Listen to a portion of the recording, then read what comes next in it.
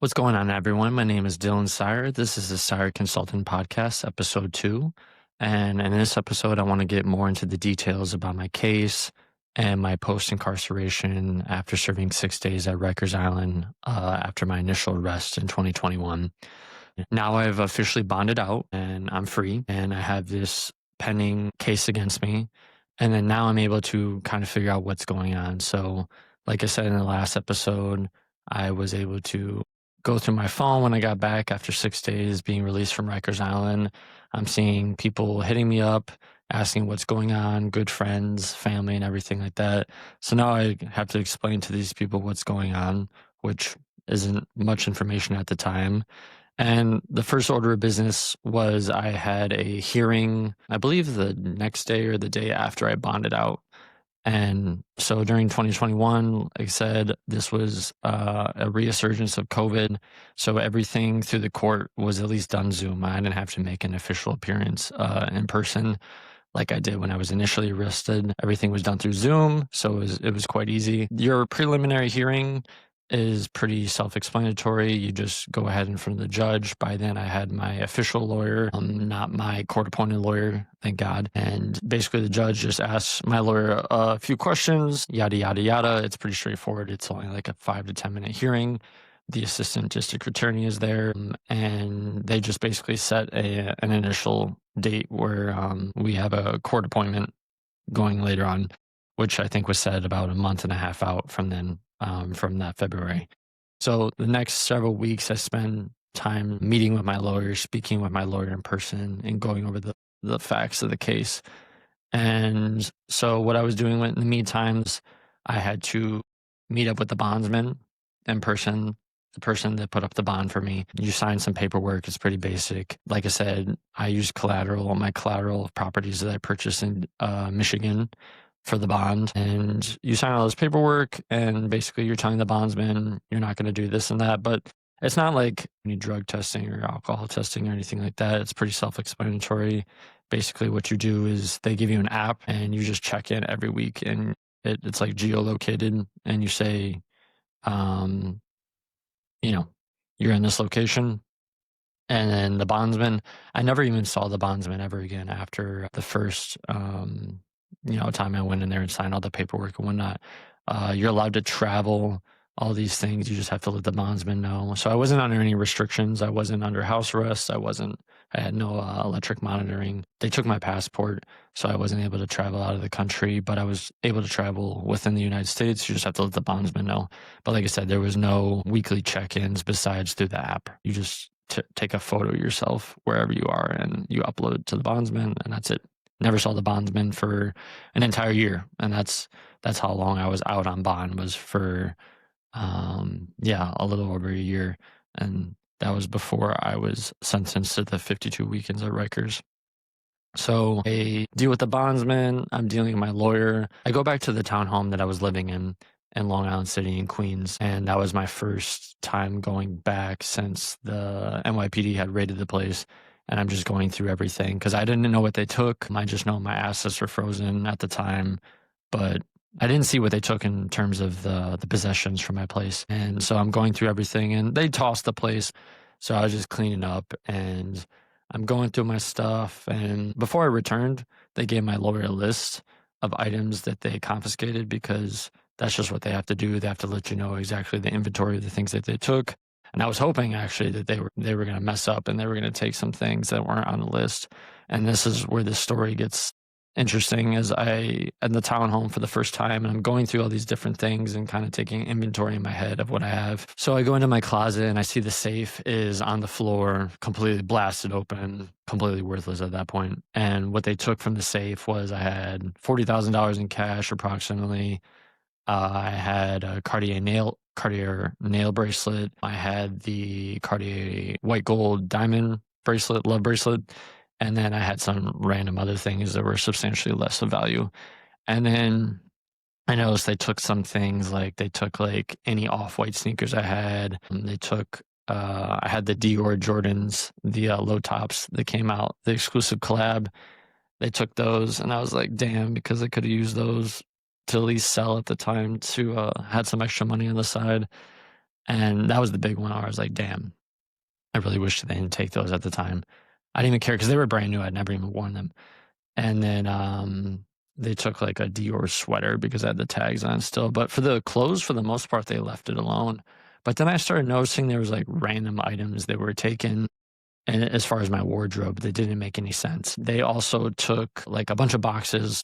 They took my computer. I had a desktop. They took my laptop, which the funny thing is the laptop was so old I never even used it anymore. The desktop I did use though, they took that.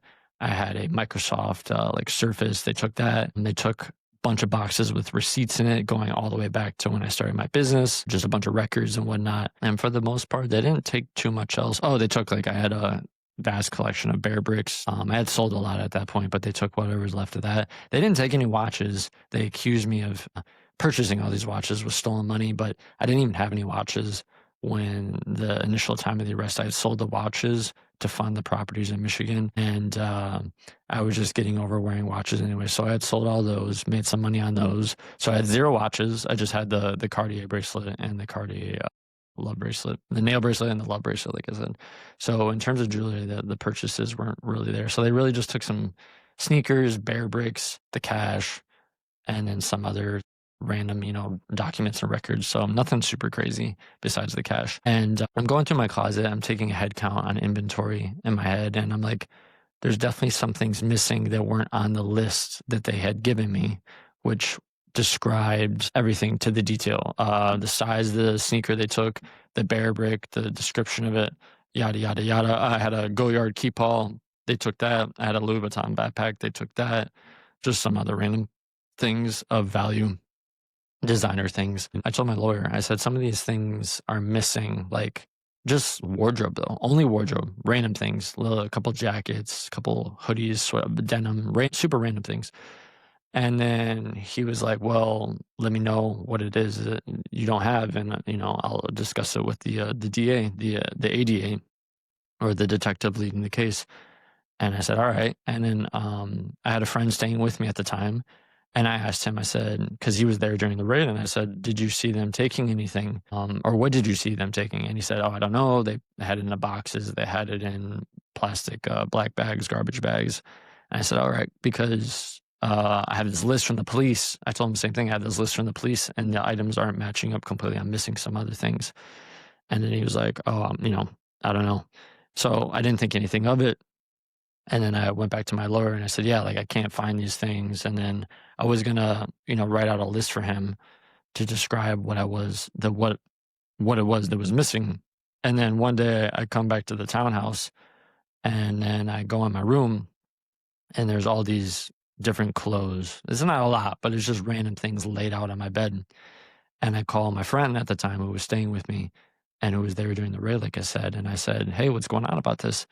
It's crazy because it just didn't make any sense to me. And he basically says, I was nervous what was happening with you. I didn't know when you were going to get out. I took these things. He went on a trip to Atlanta. He took the things with him to Atlanta, or shipped them to Atlanta, and then got obviously nervous when I told him that there was a list, inventory list that the police told me about.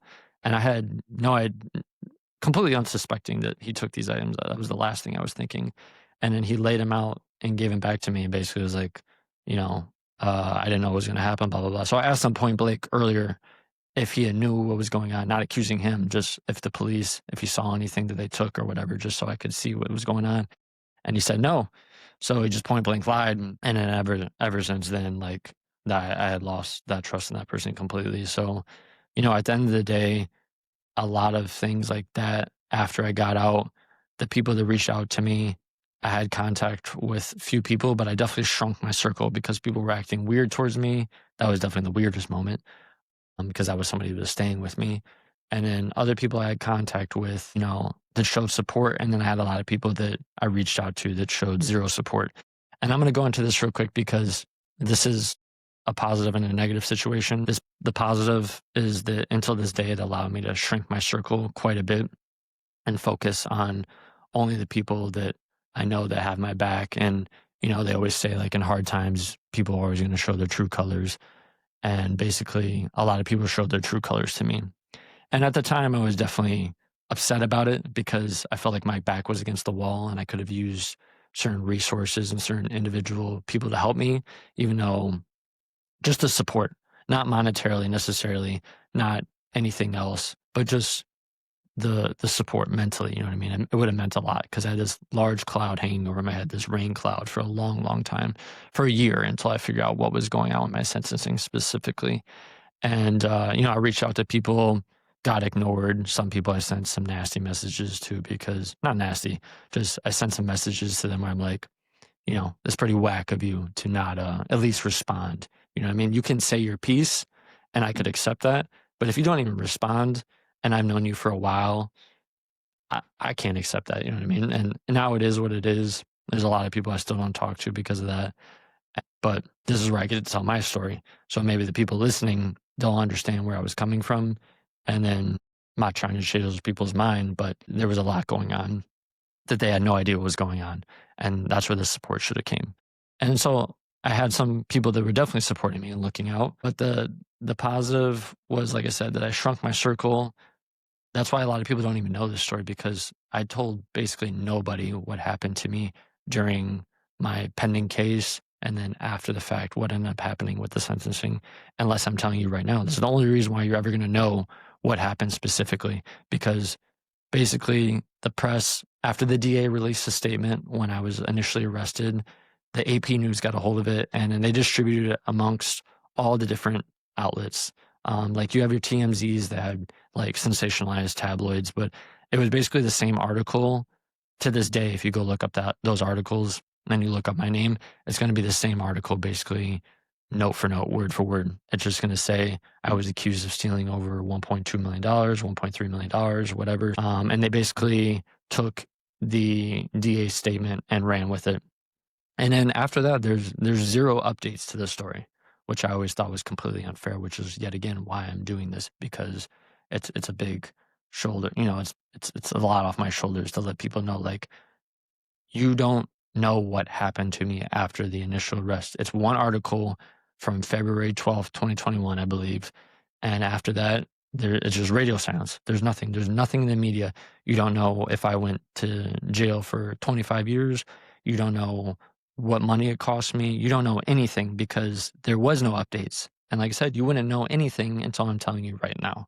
And that's why this is important to me as well. And then going back to the people that I had that supported me, didn't support me, I'm just going to say one thing that I want to get into is that I put a lot over the years when I was doing personal shopping and I was doing my side business with the watches.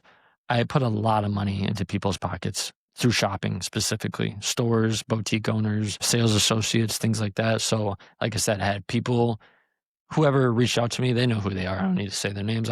They reached out to me. They were supportive. And I had plenty of people, like I said, who didn't reach out to me. And I took that personally for a while because I put a lot of money, like I said, a lot of money into certain people's pockets. And that was with me just doing business with them. And I never asked anything out of anyone. I really didn't like that. I was always pretty selfless when it came to business. I just bought things for my clients and that was it. I never really asked for anything in return. If any sales associate or store owner offered me anything in return as a perk, that was great. But I never asked for anything. And I also, when I was going out a lot, especially in New York City, when I moved to New York City in 2017, I was going out a lot. Or even when I lived in Atlanta in 2016, and I'll go into those details, my background later on in different episodes. But when I was going out a lot, I was spending a lot of money. And I never asked anybody for anything. Not $1 did I ask for people when I was going out. They had a lot of fun off of my expense. And that's fine. But when I was in these trying times, when I needed people's support the most, people weren't there. A lot of those people that I took out and spent a lot of money on, I never asked for anything in return. They were there not to show love. And so that's the negative aspect of it. But the positive outweighs that. And like I said, people do show their true colors in trying times. And I wouldn't wish that upon anyone. So now going back to the case, going through the discovery process, the DA's office has to give you a record of everything that they took from your place, everything they confiscated. They have to give you any type of information they use in the investigation against you. They released that press kit and the district attorney claimed that, Queens County where I was living. I was accused of committing these crimes from October 2017 until early 2019 or late 2018. And they said that, their investigators at the Queens District Attorney Office, the detectives, did all this work and blah, blah, blah. And, I did this, I did that, blah, blah, blah. And the fact is that someone was hired in California where this A-list celebrity that I was accused of stealing from was doing the real investigation. They basically turned over all their notes to the New York Queens District Attorney's Office, and they took credit for it. The Queens County District Attorney took credit for it, and that was complete bullshit because I have everything that the investigators used against me to get a indictment, which is what happened, why they raided my place, because they had a grand jury indictment against me, accusing me of stealing all this money and using this money to buy all these different possessions to live this lifestyle. And at the end of the day, they weren't even the ones that did the investigation. They were super incompetent, actually. I'll go into that in a little bit.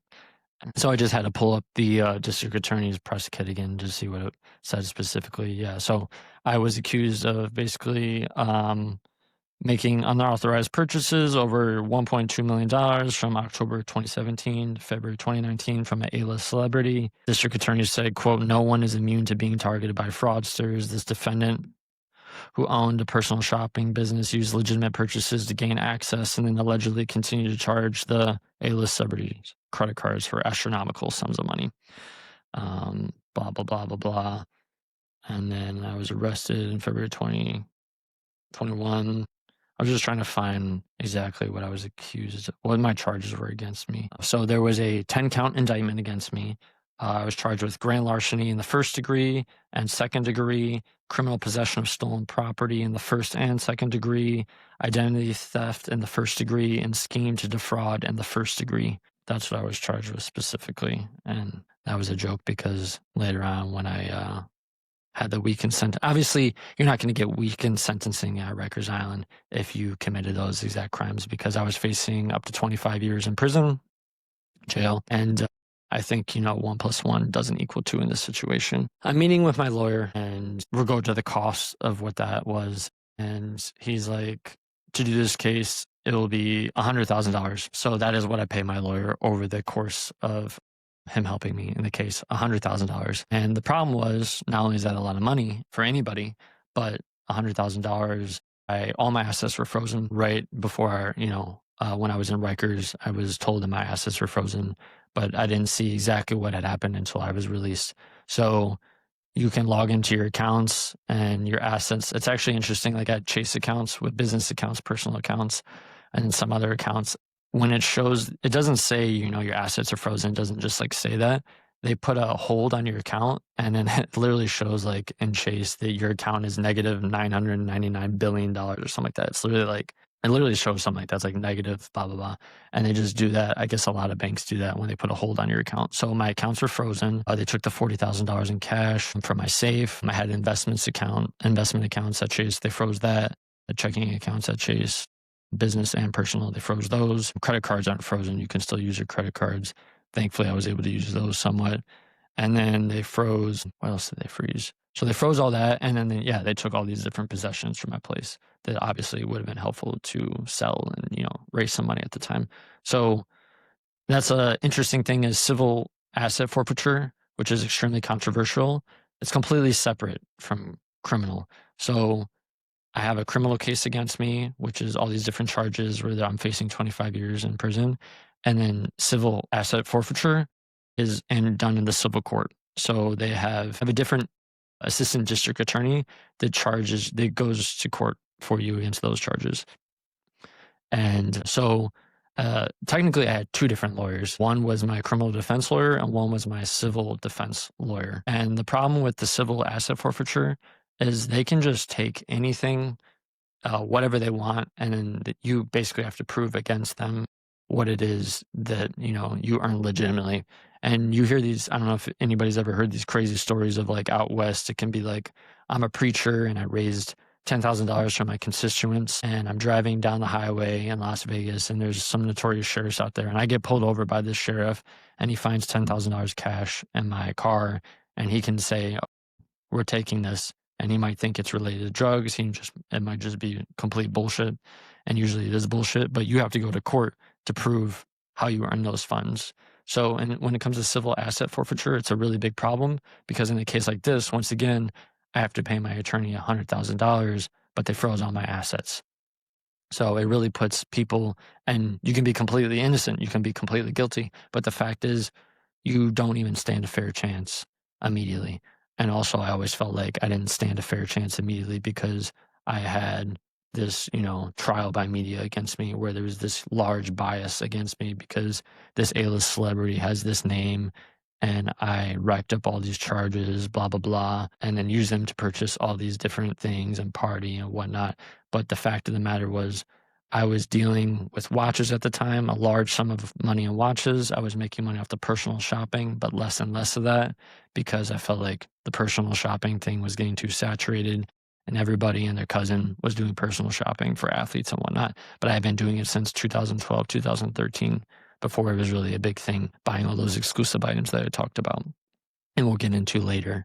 And the problem with that is, and so yeah, so you have to pay your lawyer $100,000, and how are you going to come up with the money?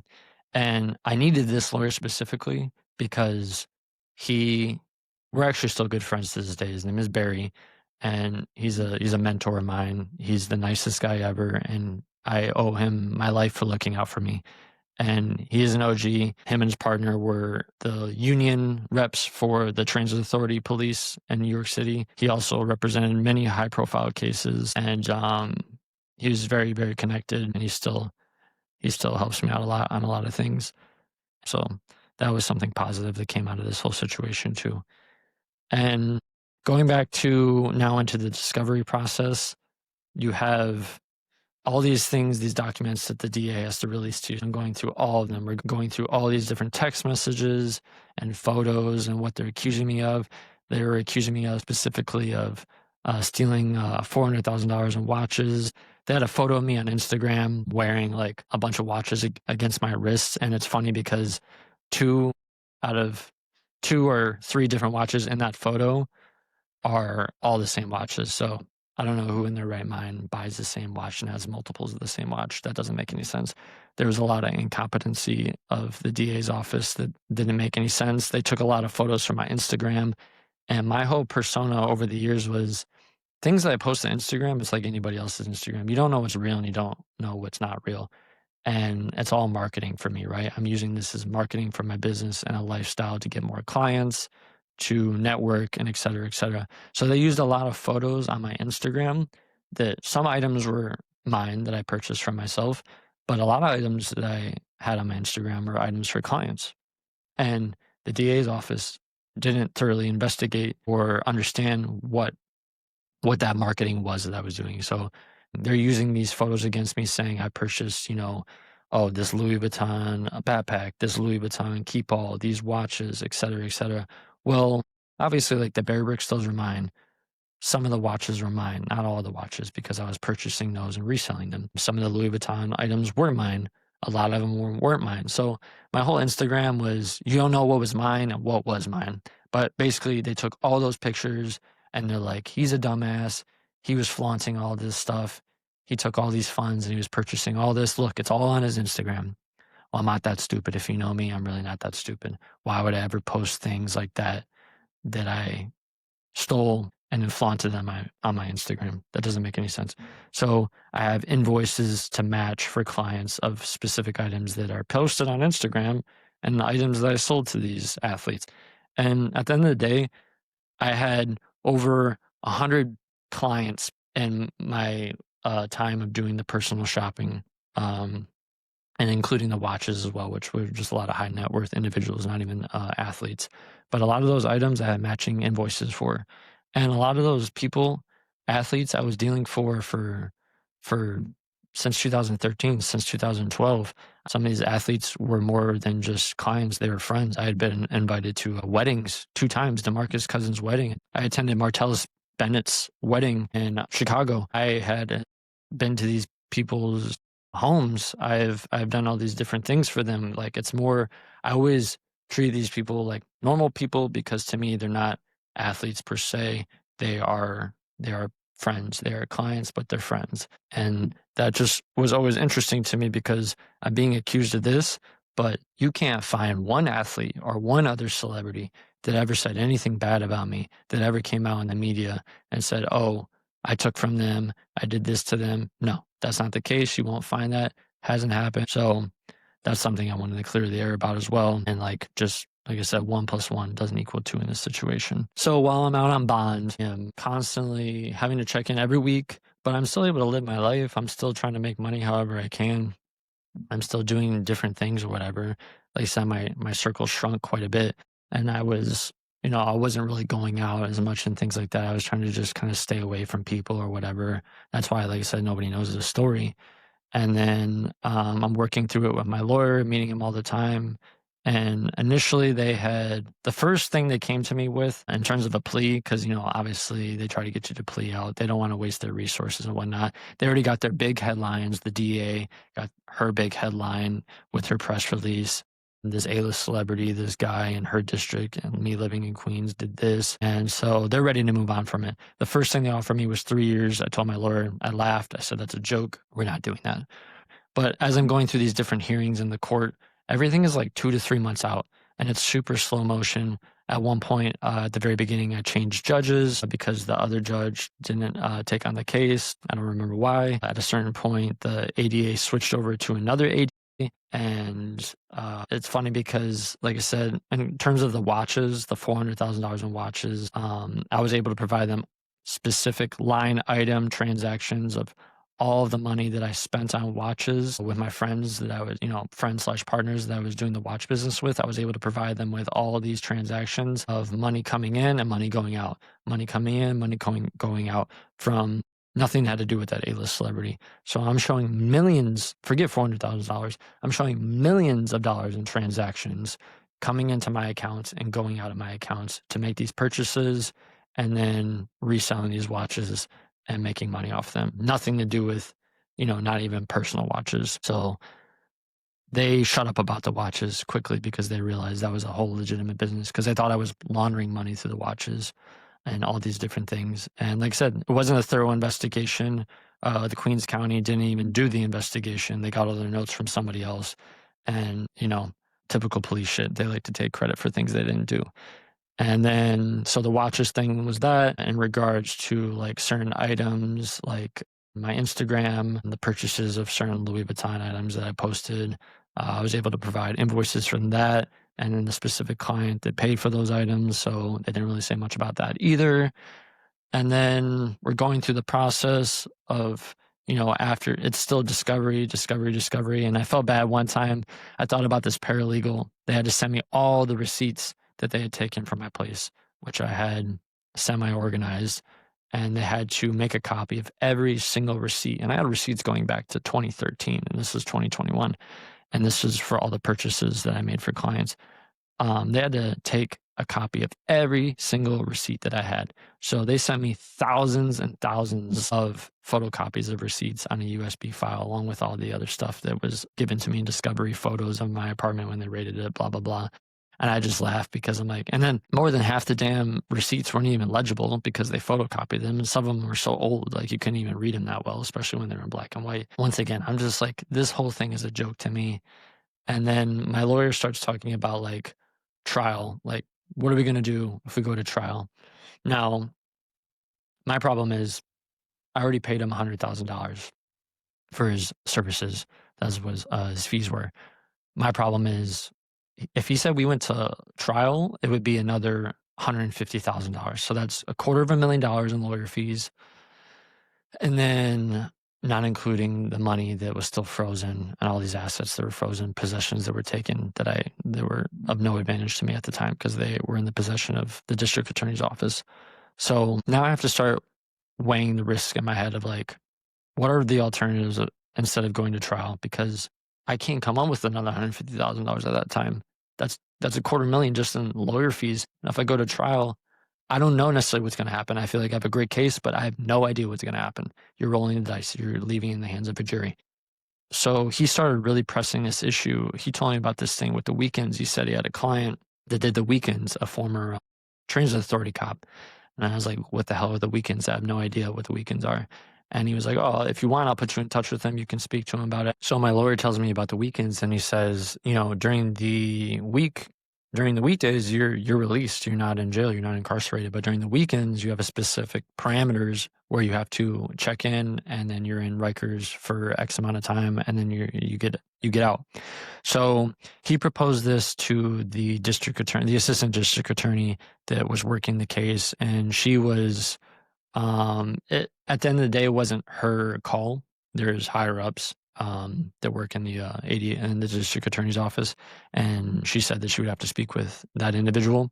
So it took some time, and then at the same time, I'm still thinking about the civil portion of the case where they have a whole different assistant district attorney working that, as far as they want me to pay restitution because of the things that they took and the amount of money they think that I owe that I allegedly stole. And then once again, that's over $1.2 million. Yet they had approximately taken, not including the lawyer fees that I paid, which has nothing to do with what they seized. They had seized probably around $250,000 to $300,000 worth of, deposits in my accounts, banking accounts, and then possessions. And then, so we're talking about this weekend thing potentially, and he's like, look, don't get your hopes up, whatever, but it's a possibility. He's saying, I probably have a decent shot at it.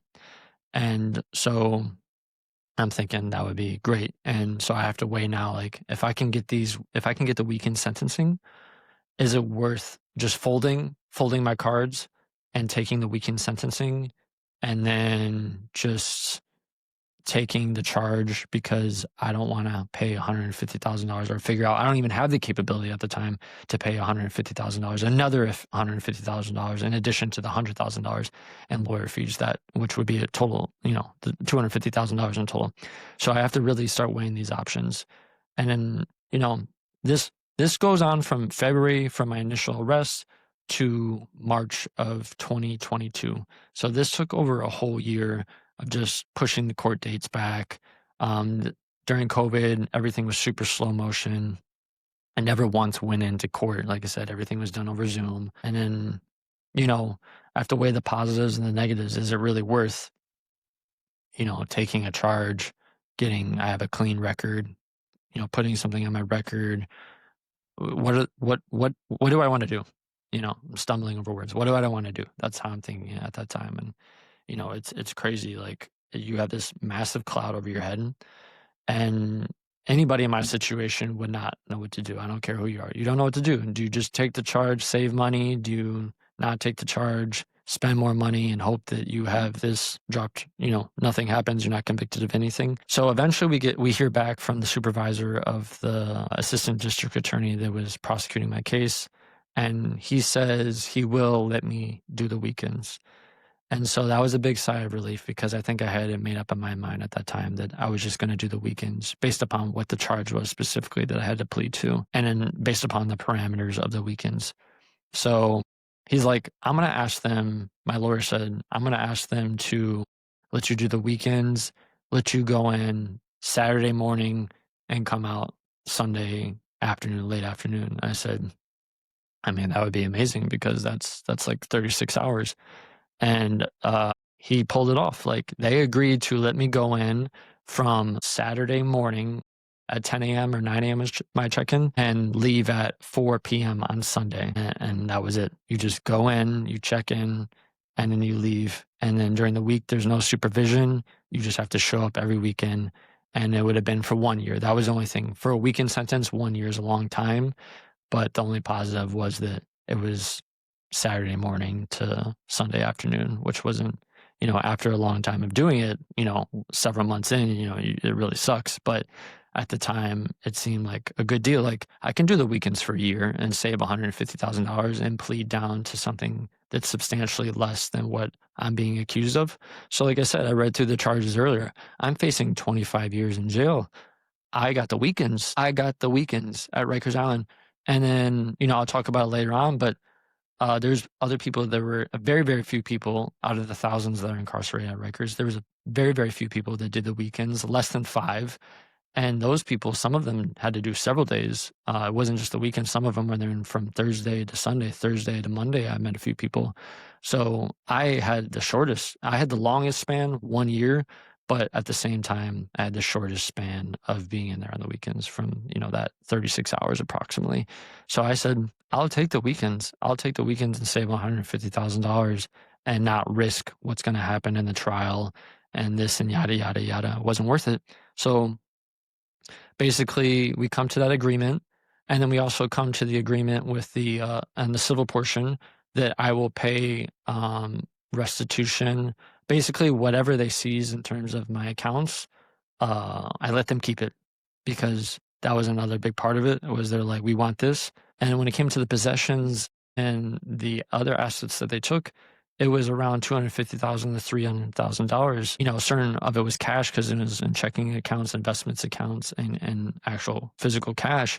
But the possessions specifically that they took, they completely overvalued them, which worked to my benefit because, like, for example, they would say, oh, we went on eBay, you could tell, and we valued this bear brick at $15,000. Meanwhile, the bear brick cost me like $600, $800, $1,000 a purchase. So that got inflated, 10 times, 15 times, whatever it was. They did the same thing with jewelry. I had a Cartier, I told you, a Cartier diamond bracelet, but it wasn't the $45,000 Cartier bracelet that you buy directly from the store. It was a Cartier bracelet that I purchased, and I took it to a 47th Street jeweler and had him install the diamonds into the actual Cartier bracelet. So that was like a $6,000 bracelet. They value that on paper at over $40,000. So they're saying, oh, we took $300,000, $40,000. This was a Cartier bracelet. That Cartier bracelet wasn't worth $40,000, and they have to auction off these things anyways. They're already going to get a substantially less than what it's worth because it's a liquidation sale. Essentially, it's not going to get anything. They're not going to get anything what they claimed the item's worth on paper. So it actually was at my benefit that they were. I'll put it nicely, that they were nice enough to not do such a thorough investigation that they thought that these items were worth substantially more. So, God bless that happened because that just benefited me even more because in their eyes, they're like, oh, we took this amount of money in restitution from him. In my eyes, I'm like, yeah, you took this money from restitution from me, these possessions. They were completely overvalued. So that's a funny way of how that works for them. That's a total political bogus bullshit. Yeah, so I was happy about that, obviously. And I forfeited all my accounts over to them. That was part of the negotiation. We came to an agreement that I would do the weekends from Saturday morning to Sunday afternoon. And basically the last hearing that I had, I actually did have to go in front of the court in March of 2022, a complete year later, a year and a month.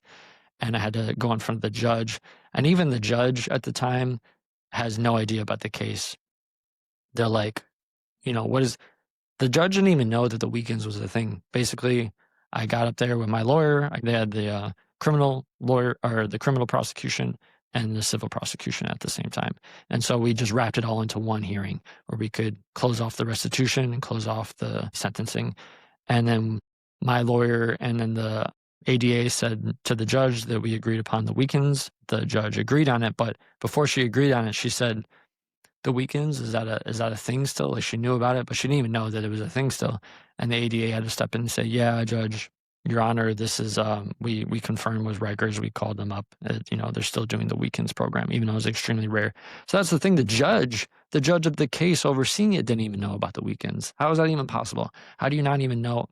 I mean, of course it's possible. The criminal justice system is a joke in this country, but that was the thing. She didn't even know about it. So she was like, okay. So she signs off on it. You're typically supposed to go in front of the court when you plead to something and basically say what happened and blah, blah, blah. I forget the terminology for it off the top of my head, but I didn't even have to do that. I didn't have to do that at all. I'm in this courtroom and then that's it. And then so I plead guilty to, this is what I pled guilty to. I was accused, I read off the charges earlier.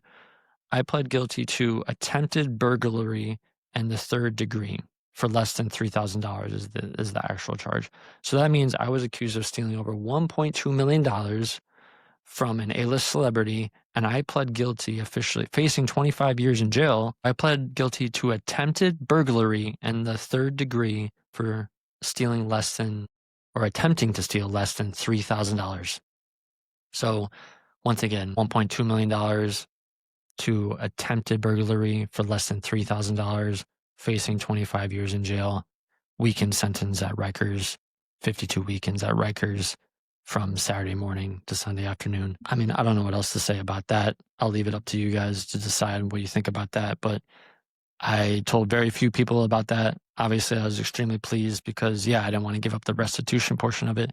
But to me, I'm like, what other, they had to give me with something, right? They had to slap me on the wrist because they made such a spectacle out of everything. Of course, they can't just, I tried to get community service. They wouldn't let me do the community service. I'd much rather have done the community service. Some people ask me now, like, why wouldn't you just like do 1 month consecutive or 2 months consecutive 60 days in a row at Rikers if they allowed you to? But I said that actually wasn't an option. I still don't know if I'd rather have done that or not, to be honest with you, because at least I still got to live my life during the weekends. During the weekdays, I got to do whatever I want without supervision of the court, or, I had no parole. And that was the other thing too. After I finished the weekends, 52 weekends, I had no parole, no probation, none of that stuff. I got to do whatever I want, even after the fact. So what happened is once I pled guilty to the 52 weekends, I signed off on the restitution deal. This is where it gets really weird again.